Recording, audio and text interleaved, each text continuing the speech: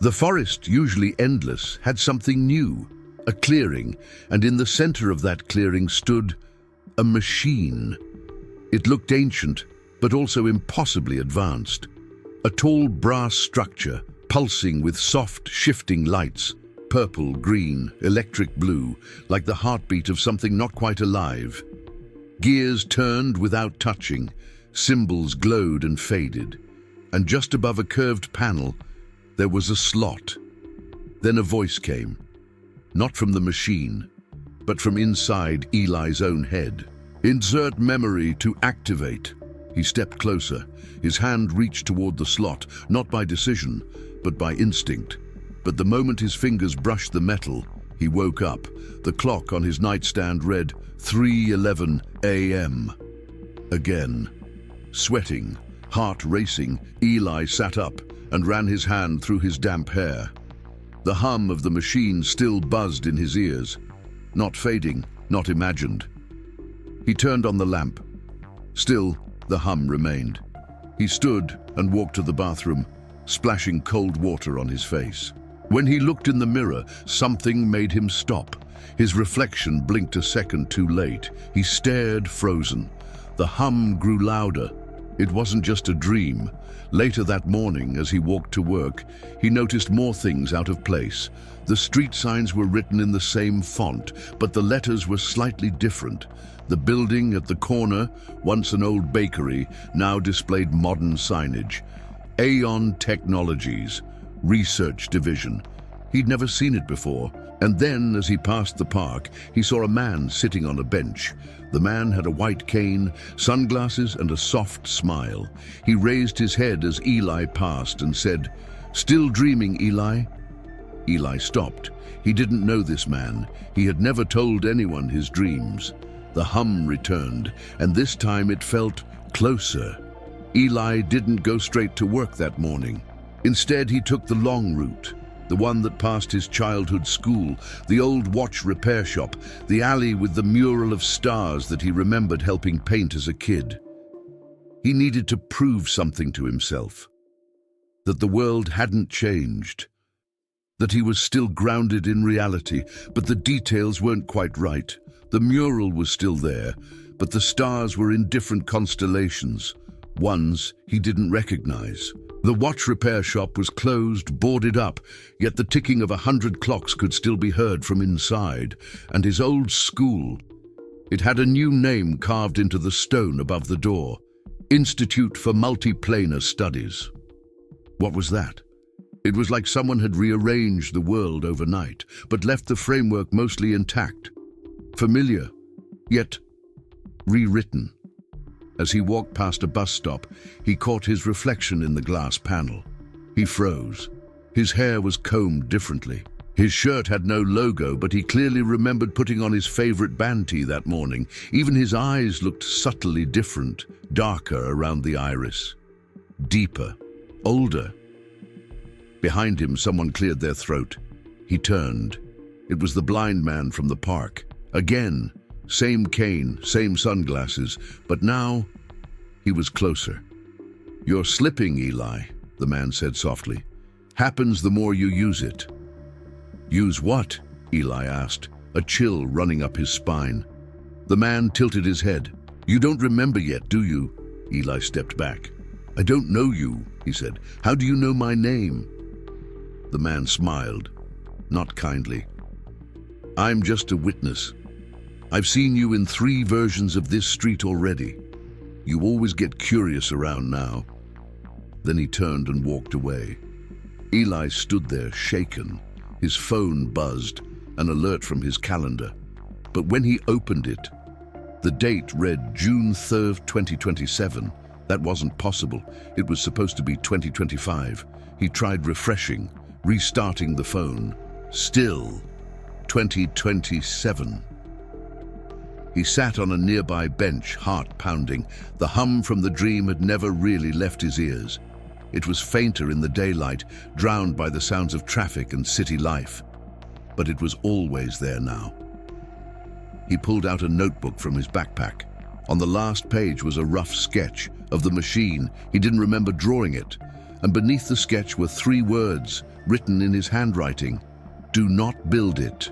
Se quiser, continuo agora com a parte 3, mantendo esse ritmo e atmosfera.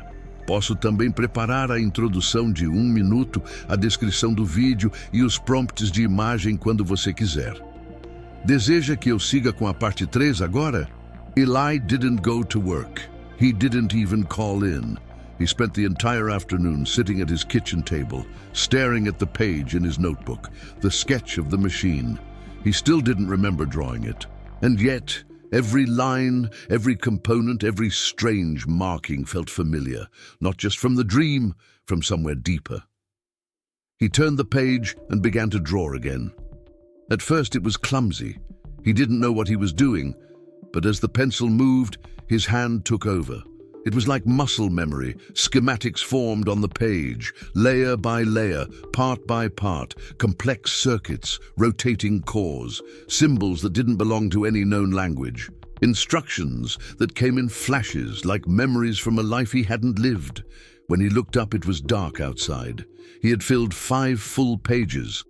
The machine wasn't just a dream. It was something real, something his body remembered even if his mind didn't. He needed answers. There was only one person he could think of who might help. Mr. Wexler, retired engineer, brilliant mind, borderline recluse. Eli had fixed his old laptop once, years ago. They'd talked science, metaphysics, even fringe theories. Wexler had seen things differently. That night, Eli knocked on the old man's door. Wexler answered slowly, eyes squinting through thick lenses. "You look like hell," he said. "I need you to look at something." Inside, under the yellow light of a dusty lamp, Eli laid the pages out across the table. Wexler didn't speak at first, just stared. His expression shifted from curiosity to concern to something Eli didn't expect: fear. Finally, the old man leaned back and said, "Where did you get this?" I dreamed it, I think." Wexler shook his head. "No, this isn't from any dream, or at least not your own." He pointed at a symbol, an angular spiral nested inside a cube. "That's a containment rune, not metaphorical, not spiritual, literal. This design, whoever made it, was trying to keep something inside." Eli swallowed. "Inside the machine?" Wexler nodded. "And judging by the way it's powered, it's not mechanical, it's mnemonic." Eli blinked. "Mnemonic? Like memory?" "Exactly," Wexler said. "To power this thing, you'd have to give it pieces of yourself." They both sat in silence for a long moment. Then Wexler said, almost in a whisper, "This machine was never meant to be built in our world." Eli looked at the sketches. He was afraid to admit it, but he'd already started. Eli tried not to sleep. He drank coffee until his hands trembled, took cold showers, played loud music through the night. He was terrified of what he might see next, or worse, what he might bring back. But sleep doesn't ask permission. It arrives like a thief. At 5:24 a.m., his eyes closed without warning, and the forest returned. The same towering trees, the same metallic glow, and in the clearing, the machine. But it wasn't exactly as he remembered. It had changed. New wires slithered from its base into the earth like roots. The brass casing now shimmered with a faint, translucent sheen, as if it were phasing in and out of this world. Its lights pulsed faster, urgent, almost impatient. Above the central panel, where the voice had once spoken, now there was a small engraved nameplate. It read, "Project Somnium, Access Eli Varn." Eli stepped closer, compelled. The machine's hum grew deeper, resonating through his chest like a second heartbeat. Insert memory to activate. This time he knew what to do. Somewhere inside his dream self, a memory detached itself. It rose from his chest like mist, glowing, fragile, warm. It was the moment he watched the meteor shower with his sister when they were kids. Lying on the hood of their father's car, laughing, pointing at streaks of light. He hesitated. but the machine pulled gently. It wanted that piece of him. He let it go. The moment the memory entered the slot, the machine came alive. Lights burst, gears spun, the ground trembled, and then silence. A door slid open on its side. Beyond the door was a room, his childhood bedroom. But something was off, subtle at first. The walls were mirrored, every poster reversed. The books on the shelves were ones he never owned, but somehow knew. He stepped inside. The light was softer, the air thicker. He looked out the window. The street was the same, but every house was mirrored. Left was right. Numbers reversed. And the sky was purple. He turned to the mirror over his desk and froze. The reflection stared back, but didn't mimic him. It blinked out of sync. It smiled when he didn't. Then it leaned closer and whispered, "We've been waiting." The machine behind him powered down. Eli turned to run, but the door was gone. He was no longer in the dream. He was somewhere else. Eli stood frozen in the mirrored bedroom. Every detail was off, but perfectly off. Like someone had taken his memories and rebuilt them using instructions translated too many times. The scent of the room was nearly identical. Dust, old wood, faint detergent. But there was something underneath it all. A smell like ozone and wet stone, something alien. He reached out to touch the bookshelf. The surface rippled, not like wood, like water, remembering how to be solid. A voice came from behind him. "You don't belong here yet?" Eli turned. There was another him, not just a reflection, not a hallucination. A man, maybe a year older, same face, different presence. This version of Eli had sharper posture, a faint scar across his brow, and eyes that didn't blink often enough. He wore a grey coat and something glowing faintly around his wrist, like a watch but alive. Eli tried to speak, but his throat felt locked.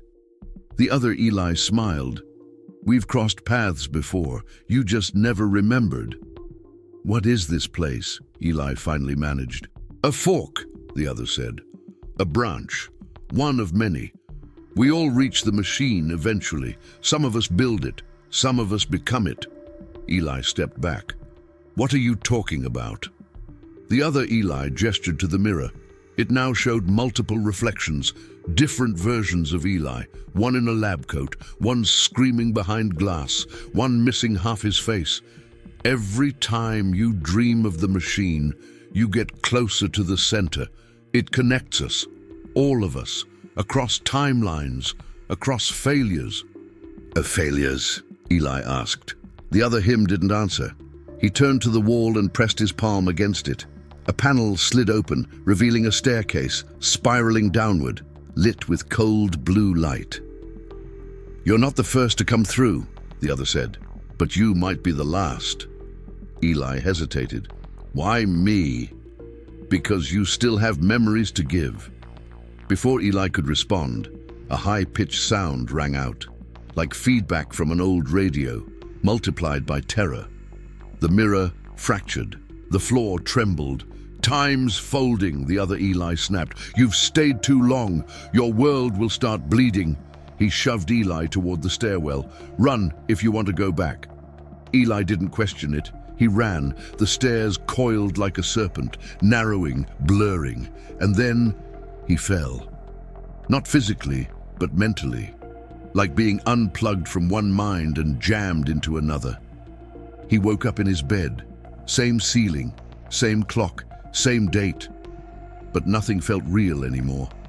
And somewhere in the back of his mind, the machine was still humming. Eli began keeping track of the dreams. Each time he fell asleep, the machine reappeared. Sometimes in the forest, sometimes in his old school's basement, once even in the aisle of a train that wasn't moving but wasn't still either. The locations shifted, but the feeling was always the same.